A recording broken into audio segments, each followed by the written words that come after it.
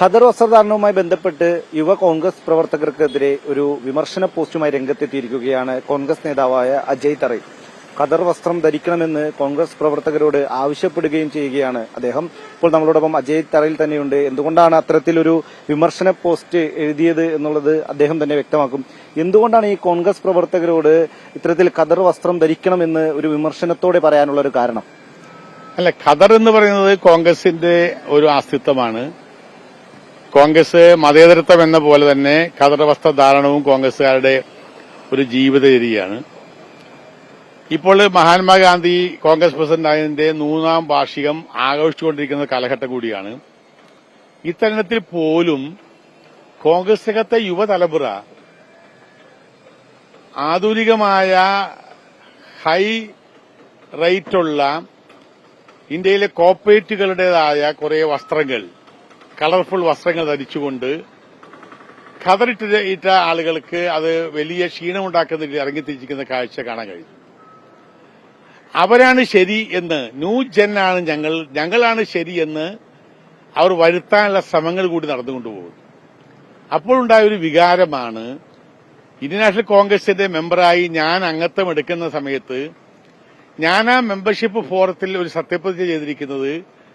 അതിനകത്ത് പ്രിന്റ് ചെയ്ത് തന്നിരിക്കുന്നതാണ് പരിപൂർണ ഖദർധാരിയായിരിക്കണം എന്ന് പറഞ്ഞിട്ട് അത് അണ്ടർലൈൻ ഒപ്പിട്ട് കൊടുത്തിട്ടാണ് ഞാൻ മെമ്പർഷിപ്പ് എടുത്തിരിക്കുന്നത്.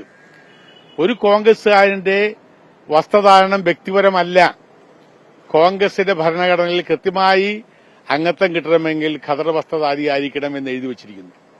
അങ്ങനെയുള്ള സാഹചര്യത്തിൽ അത്തരം കാര്യങ്ങളിൽ നിന്നും ഒളിച്ചോടിപ്പോയി ഞങ്ങളാണ് ശരിയെന്ന് പറഞ്ഞ് ഒരു തലമുറ വരികയും നേതാക്കന്മാരെ അനുകരിച്ചുകൊണ്ട് താഴെത്തട്ടിലുള്ളവർ പോലും ഈ കളർ വസ്ത്രങ്ങൾ ധരിക്കുകയും ചെയ്യുന്ന സാഹചര്യത്തിൽ ഖദറിനോട് കാണിക്കുന്ന അനീതിക്കെതിരെ ഒരു ധീരമായ ഒരു നിലപാടെടുക്കണമെന്ന് ഞങ്ങൾ ആഗ്രഹിച്ചു.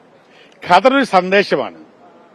ഖദർ എന്ന് പറയുന്നത്, ഞാനൊക്കെ ജനിച്ചു വളർന്ന ഞങ്ങളുടെയൊക്കെ നാട്ടിൽ ഖദറിന് വേണ്ടി പഞ്ഞി കൊണ്ട് നൂല് നൂറ്റ് ആ നൂല് കൊണ്ട് തുണിയുണ്ടാക്കി ആ തുണി കൊണ്ടാണ് ഞങ്ങളൊക്കെ ഖദർ വസ്ത്രം ആദ്യകാലത്ത് ജീവിച്ചത്. ഇതല്ല. അപ്പോൾ ഒരു പൈസ പോലും ഒരു ഖദർ വസ്ത്രത്തിന് ഒരു മുതലാളിയുടെ കയ്യിൽ പോകുന്നില്ല, ഒരു കോർപ്പറേറ്റ് കയ്യിൽ പോകുന്നില്ല.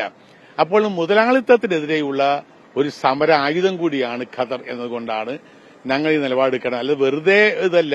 ഞാൻ ഈ വെള്ള ഖദർ എടുക്കണമെന്ന് പറയുന്നില്ല. ചില ആളുകൾ എന്നെ കളിയാക്കുന്നുണ്ട്. വടിവുത്ത വെള്ള ഖദർ എടുക്കണമെന്ന് പറയുന്നില്ല. എത്രയോ ഡിസൈൻഡ് ഖദർ കിട്ടും. അതിന് ഇതുപോലെ കഞ്ഞിമുക്കി തേക്കേണ്ട കാര്യമില്ല. നന്നായി ഖദർ വസ്ത്രം ധരിക്കാൻ കഴിയും. അപ്പോൾ ഖദർ വസ്ത്രം ധരിക്കാതിരിക്കുക എന്ന് പറയുന്നത് ഒരു ഫാഷനാക്കാൻ പാടില്ല.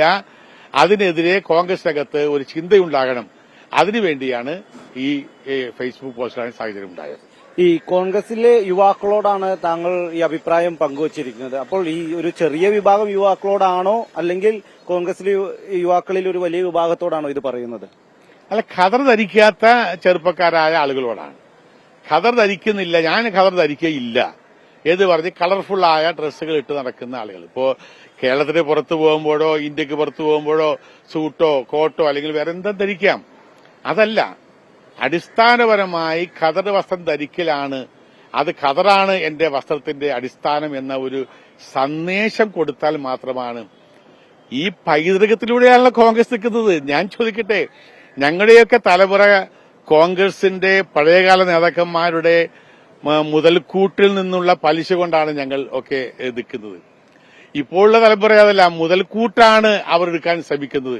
അത് പാടില്ല. പൈതൃകം എന്ന് പറയുന്നത് ഒരു അടിസ്ഥാന കാര്യമാണ്. ആ പൈതൃകത്തെ ചോദ്യം ചെയ്യുന്നത് എല്ലാ കാലഘട്ടത്തിലും ഒരു പ്രസ്ഥാനത്തിന് ദോഷമാണ് എന്നാണ് എന്റെ അഭിപ്രായം. ഈ കോൺഗ്രസിലെ യുവനിരയിൽ പ്രധാനപ്പെട്ട നേതാക്കളാണ് രാഹുൽ മാങ്കൂട്ടത്തിൽ, ഷാഫി പറമ്പിൽ, ഒപ്പം തന്നെ വി ടി ബൽറാം തുടങ്ങിയ ആളുകൾ. അവരൊരു മാതൃകയാകുന്നില്ല എന്നൊരു തോന്നലുണ്ടോ? ഞാൻ ആരുടെയും വ്യക്തിപരമായി എടുത്ത് പറയുന്നില്ല. അവരൊക്കെ വളരെ മാതൃക ആണ്. കേരളത്തിലെ ചെറുപ്പക്കാരുടെയും ജനങ്ങളുടെയും ഇടയിൽ വലിയ ജനകീയരും വലിയ തരംഗമുണ്ടാക്കാൻ കഴിയുന്ന നേതാക്കന്മാരാണ്. അവരെ ഞാൻ അപ്രീഷിയേറ്റ് ചെയ്യുന്നു. അവരൊക്കെ ഇത് കാണിച്ചാൽ തന്നെ അത് തന്നെ ഒരു സംഭവമായിട്ട് മാറും. ഞങ്ങളിതാ ഖദർ ധരിക്കുന്നു എന്ന് അവരൊക്കെ പറയാൻ തുടങ്ങിയാൽ തന്നെ കേരളത്തിൽ ഒരു ഖദർ വിപ്ലവം ഉണ്ടാകുമെന്നാണ് എന്റെ അഭിപ്രായം. അവരും ഖദർ ധരിക്കുന്നില്ല എന്നൊരു അഭിപ്രായമുണ്ട്. അത് ഞാൻ പറയുകയാണ്. അവരെ അങ്ങനെ അണ്ടർഎസ്റ്റിമേറ്റ് ചെയ്യുന്നില്ല. അവരൊക്കെ വലിയ പിന്തുണയുള്ള ജനങ്ങളുടെ ഇടയിൽ വലിയ സ്വാധീനമുള്ള ശക്തിയുള്ള ആളുകളാണ്. അവരൊക്കെ ആണ് നൽകേണ്ടത്.